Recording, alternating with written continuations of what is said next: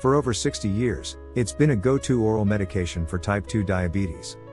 A drug so common, so fundamental, that we thought we understood it completely. But what if we didn't? What if a key part of how this drug works isn't just in your liver or gut, but deep inside your brain? And what if that same drug, celebrated for its metabolic benefits, is also at the center of a medical puzzle, with many users reporting debilitating brain fog, while some observational studies suggest it might protect against dementia? This is the paradox of metformin. A story of exciting new science, conflicting human experiences, and a deeper look at how a simple pill can have such complex effects on the body and mind. We've long been told that metformin lowers blood sugar by acting on the liver and the gut. That's the established science. But recent, fascinating studies in animal models are adding a new layer to that story. It now seems possible that low doses of metformin may also work by targeting a specific circuit in the brain. This wouldn't be a side effect, but a newly discovered mechanism of action that went unnoticed for over half a century. We're talking about a tiny region in the hypothalamus that helps regulate glucose, and according to this emerging research, metformin may be able to flip a switch there. This new hypothesis forces a profound question. If metformin has a direct line to the brain, what else might it be doing up there? A new piece of the puzzle, the brain connection. To understand this potential new pathway, we need to travel deep into the base of the brain, to a region called the ventromedial hypothalamus, or VMH. The VMH is a known control center for the body's metabolism. For years, scientists knew the brain helped regulate blood sugar, but a specific link to metformin was missing. That is, until a series of compelling experiments on mice. Researchers focused on a specific protein in the VMH called RAP1. Think of RAP1 as a brake.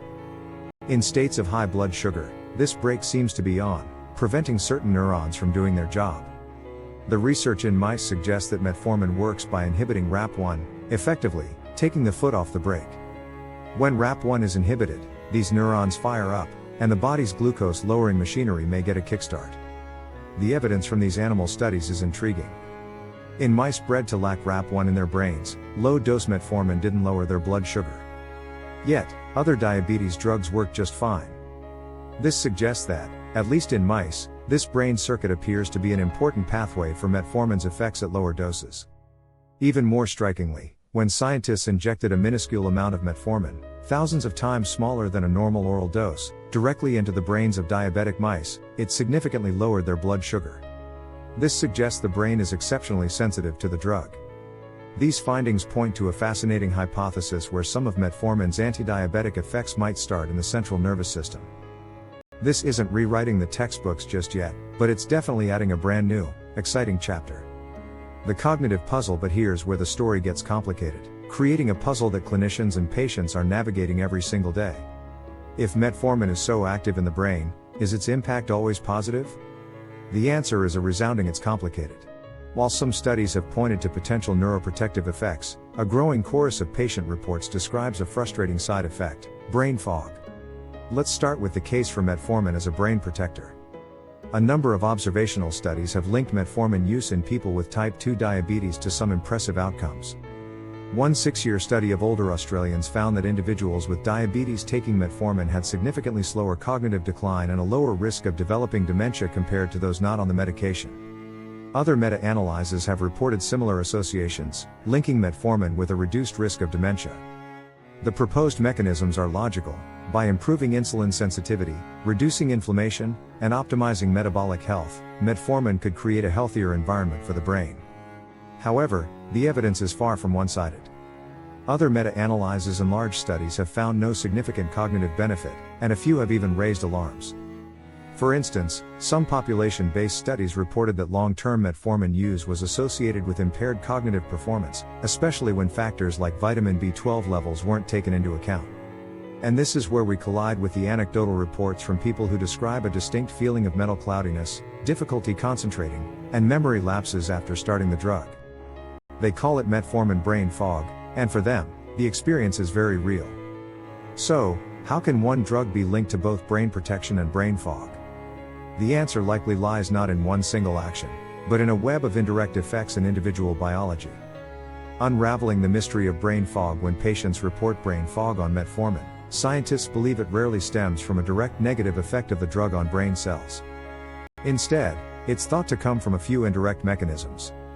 First, and most importantly, is metformin's well-documented interference with vitamin B12 absorption. This isn't a rare side effect. Studies suggest that long-term metformin use can lead to B12 deficiency in a significant number of patients, with some estimates ranging from around 10% to as high as 30% in certain populations. Vitamin B12 is absolutely crucial for neurological function. It helps maintain the protective sheath around nerve cells and is needed to make neurotransmitters. When B12 levels drop, the symptoms can be neurological and profound: fatigue, memory problems, and confusion, in other words, classic brain fog.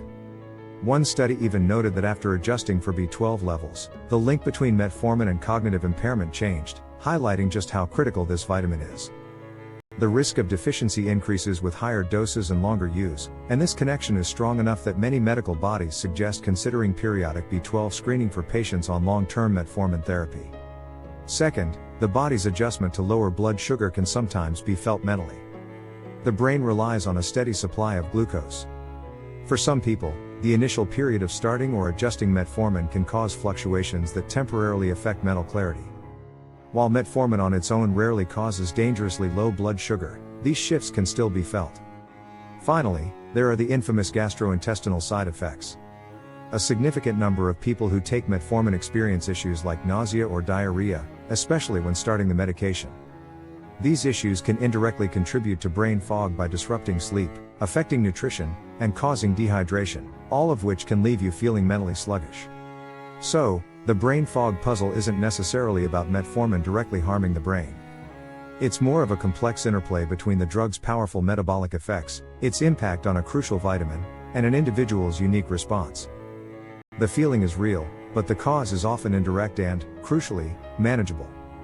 This brings us to a critical point. Understanding your own body is key. If you're on metformin and experiencing symptoms like brain fog, persistent fatigue, or tingling in your hands and feet, it's not something to ignore. It's a signal to have a conversation with your doctor. Ask about getting your vitamin B12 levels checked. It's a simple blood test that could provide a clear answer and a straightforward solution. And if you find this deep dive into the hidden science of common medications fascinating, make sure to subscribe and hit the notification bell, because we're always digging for the stories behind the science. So, we return to the metformin puzzle. Is it a brain protector or a cause of brain fog? The answer, it seems, is it's complicated. Metformin is a brain-active drug, perhaps more than we ever imagined. The discovery of its potential reliance on a brain circuit in animal models is opening up new avenues for more targeted diabetes therapies. We now have a new hypothesis that its glucose-lowering journey may have a stop in the brain. Simultaneously, its effect on cognition is not a simple one-way street. For many, particularly those with type 2 diabetes, its powerful metabolic and anti-inflammatory benefits may indeed help protect the brain over the long term. Yet for others, the journey can be complicated by the very real and disruptive side effects of vitamin B12 deficiency and blood sugar adjustments, which can manifest as brain fog. The real takeaway is that metformin's effects on the brain are context dependent. They depend on your dose, your duration of use, your underlying health, and critically, your vitamin B12 status. The story of metformin is a powerful lesson in medical science. It shows that even the most familiar drugs can hold profound secrets, and that understanding the complete picture requires listening to both the breakthroughs in the lab and the real-world experiences of patients. The mystery of metformin isn't solved, it's just become a whole lot more interesting.